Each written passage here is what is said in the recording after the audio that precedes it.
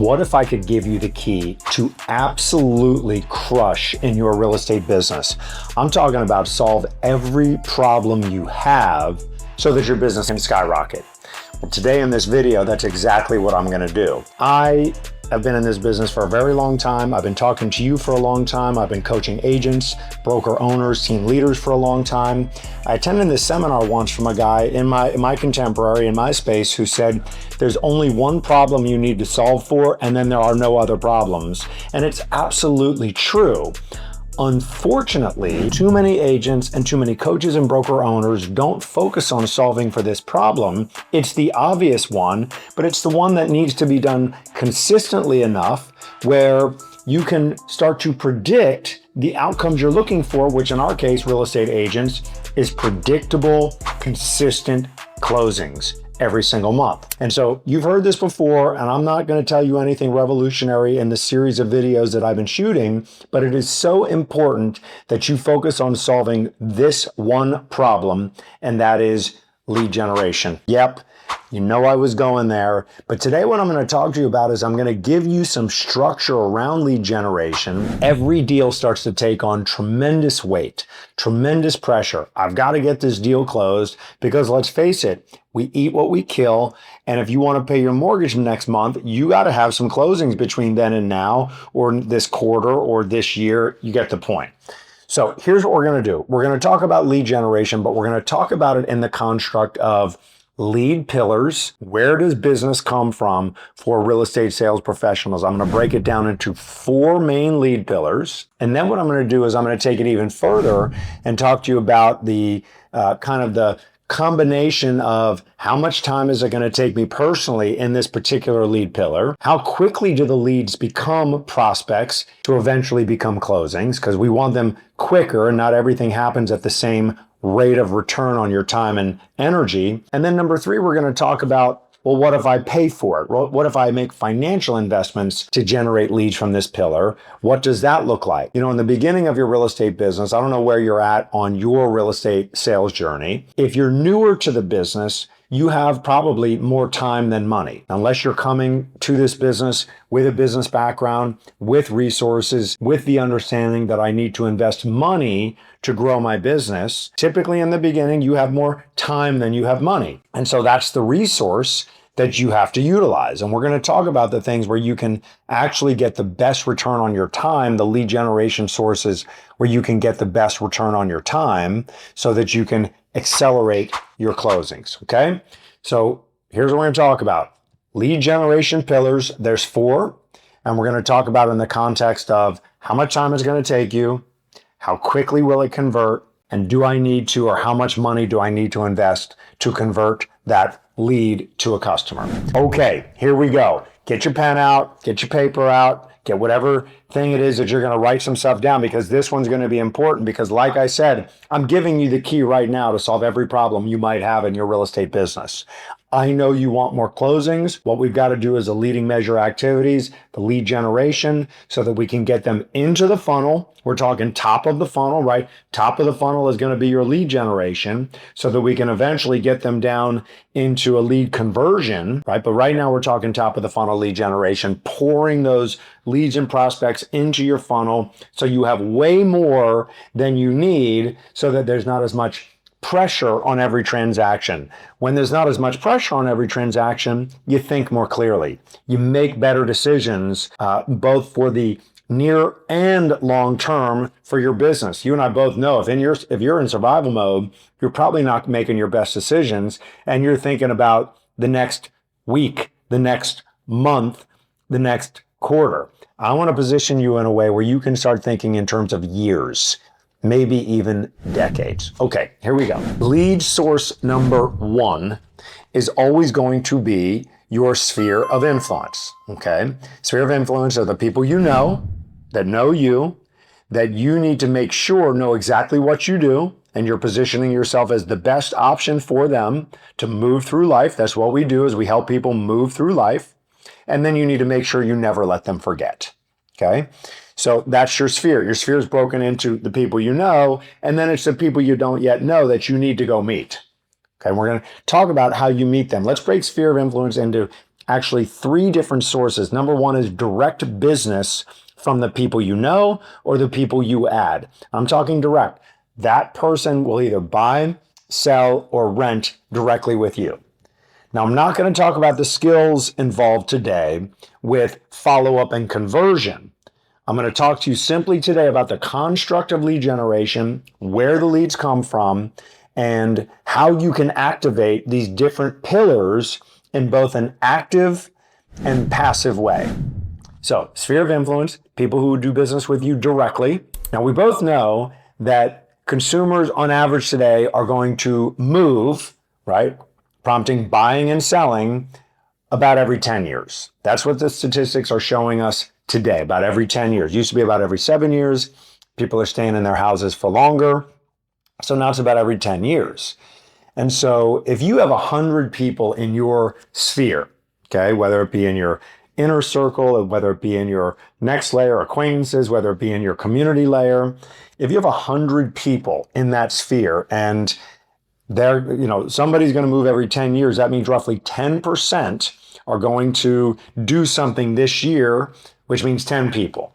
That means that you would have to be the number one go-to for all 10 of them, right? And you would have to catch them at the right time for all 10 of them to be your customers. Now, if you're new in the business, okay, it's going to be hard to catch them because you're just starting to establish your credibility. If you've been in the business longer and you've been doing the work of building your brand and building your reputation and staying top of mind, well, then you may capture a larger percent of that section or segment of your sphere of influence. So the truth is, we're not going to do all of our business directly. And most people make the mistake of thinking about their sphere in terms of direct business only, or at least primarily.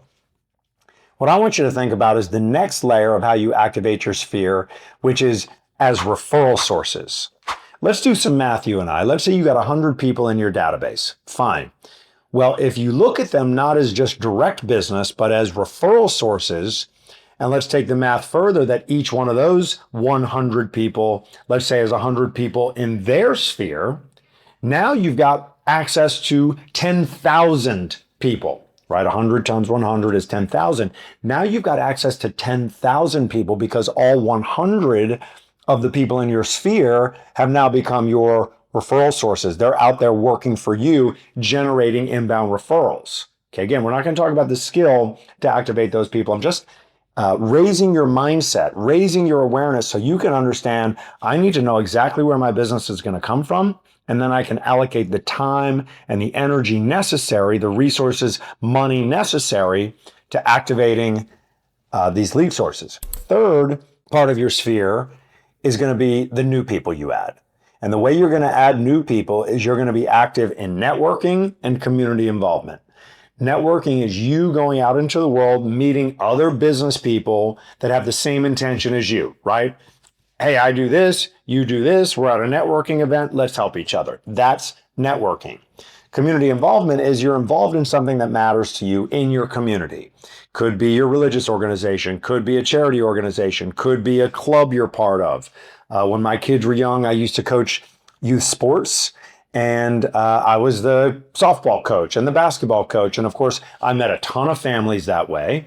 I was doing it because I love the kids and I love competitive athletics, and I love supporting our children in their growth journey.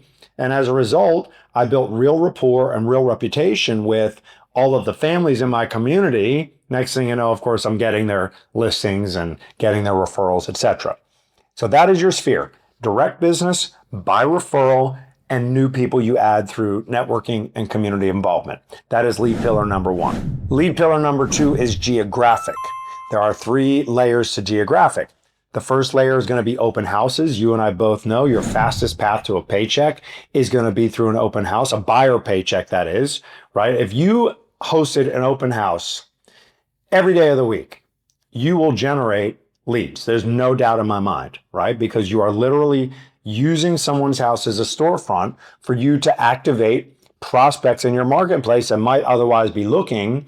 And most people who show up in open houses aren't a year from now, 2 years from now, 3 years from now. They're in the now to soon window, which for me is the 4 to 8 month window. Terrific. That's going to be your fastest path to a buyer paycheck. open houses. The second is direct outbound prospecting to a homeowner that may have a level of motivation to act quickly. Now, I'm going to talk to you about those levels of motivation. A homeowner is trying to sell their house right now. You got for sale by owners, you got expireds. I'm by no means the first broker or coach who talks about getting on the phone and direct dial prospecting. It's how I started my business. It's what I would do if I knew nobody in a marketplace and I needed to start generating business, is I would direct dial for sale by owners and expireds, canceled, withdrawns in my marketplace right out of the gate. You got to develop the skill, you got to develop the character traits, but that is absolutely a lever. You could then direct dial prospect absentee owners, which I love. You can direct dial prospect downsizers or probate or divorce or default. I mean, these are all public record information or data search relevant groups that you can absolutely dial 10 digits plus the green button, get on the phone, have an empowered conversation for them, and go get listings right now, right? You can absolutely do that. You and I both know you can. I'm not saying it's easy. I'm not saying it isn't competitive. I'm saying you can do it. And then the third layer of geographic is you own a geographic farm.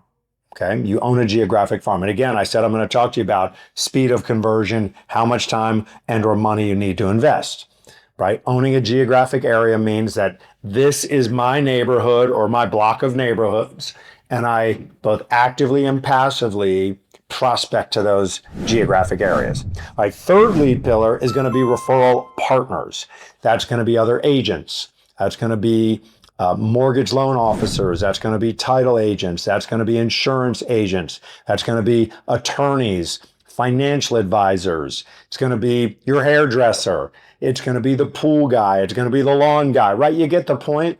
These people are out there talking to homeowners. They're out there talking to human beings who are going through life events. And you want to be the first agent they think of when they have a conversation with someone in their world to say, hey, I'm going to refer you. Now, of course, referral partners means that you conceivably use them too. You refer that exterminator, that pool guy, that attorney. You get the point. Okay. One of my favorites is just going to be realtors maybe outside of your area. I'm here in South Florida. Again, we get a lot of people who move in from outside the area. We actually have a lot of people who move out of the area. And so my agents have referral partners all over the United States, other realtors all over the United States. Even in our geography, right? So we're in Palm Beach County. Miami-Dade County is to the south.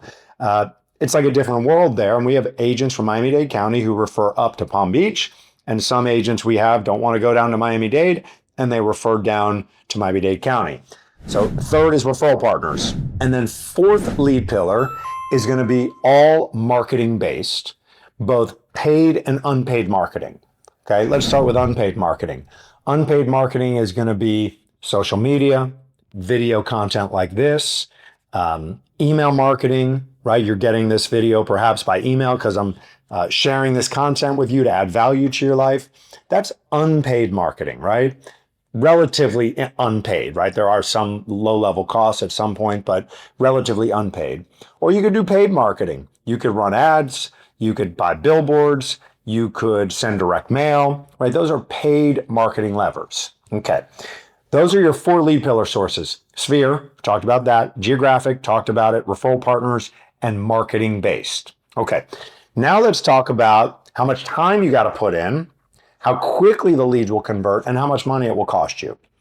No doubt the most time is going to be open houses. We know what that looks like. You've got to allocate the time in advance to put out the signs, and you got to be there, and then you got to shut it down and all the follow-up. You got to do it, a couple of days a week. You got to do it a few weekends a month. You get the idea. So open houses is going to be time intensive. Or direct outbound prospecting to home sellers, that's going to be time intensive, right? Multiple hours a day, hammering away on the phone, going through the conversations, getting kicked in the teeth sometimes so that you can get more skilled and develop the character traits of being effective as an outbound lead generator. I love that. It's how I started my business 20 something years ago. It's not for everybody, and it does take a lot of time. Okay. But those are your two fastest paths. for a listing and for a buyer. Listings fastest path is direct out prospecting to a motivated seller for sale by owner, expired, you get the idea, or pick up buyers at open houses. That's your fastest. By the way, they require relatively no financial investment. I mean, you'll spend a little bit of money if you're doing it right. You're calling sellers. You got to pay the data service to a Vulcan or a RedX or whichever one you choose.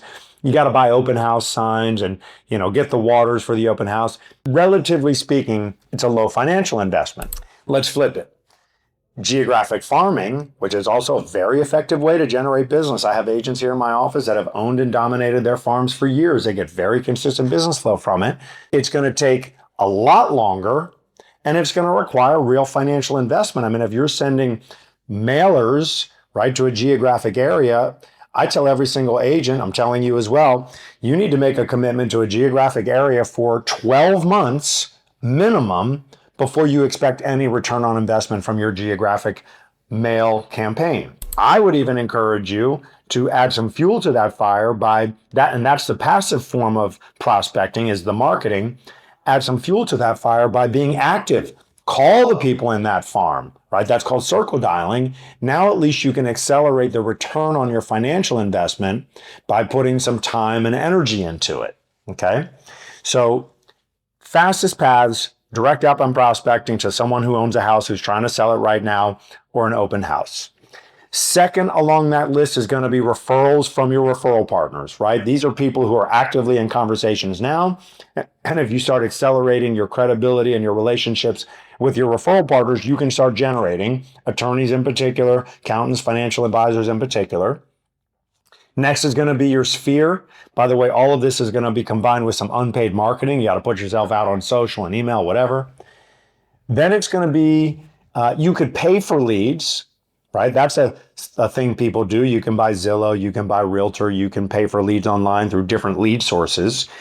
But that's going to take 6, 7, 8, 9 months, a year for those leads to start converting. Because typically a buyer doesn't jump onto Zillow or a buyer doesn't jump onto whatever lead platform and say, all right, I'm ready to buy a house today, right? They've been looking and thinking, and now they want to get a feel, and they need to interview agents, and they need to start understanding the market, and maybe they're moving in from out of the area. So it takes time. So not only are you spending the money, because you got to, invest the money up front, right? So it's a larger financial investment. You still got to put the time in. You still got to make the calls. And it's going to take a longer window of time. Now you have to decide, what is the best source for business for me? Here's what I would encourage you to do in this exact sequence, and this is what you've been waiting for in this video. Here's what I would do. This is what I coach and train every agent on. Number one, if you have a sphere, the first thing you have to do is you have to activate them, right? You have to make sure that everybody in your world that knows you, that you know, right now, you got a lot of phone numbers on your telephone. Man, I would blitz that group right in the beginning. I would have a great script. I would introduce myself properly. I would start posting on social media what I'm doing, and I would knock that out in the first week, 2, 3 of my business. At the same time, I would schedule up my open houses for my weekends. And at the same time, if it were me, I would purchase a list of sellers in my marketplace, and I would start direct outbound prospecting to those home sellers. Now, these are decisions you can make. You are the one who's in charge of how you guide and direct your life. But if you were really anxious for a paycheck and you really needed to start putting paychecks on the board, those are the lead pillars I would go after right away. And then over time, I would pick a geographic farm and I would market to it and I would prospect in it and I would consider knocking doors on it. And I would build relationship with referral partners over time by being involved in my community and going to networking events. And so here's the point of it all. I have given you multiple sources. I've given you an idea on which ones convert faster or slower, which ones require financial investment. But now you have to decide that you are going to be a hunter every single day as a lead generator, and that the problem you're going to solve is a full pipeline.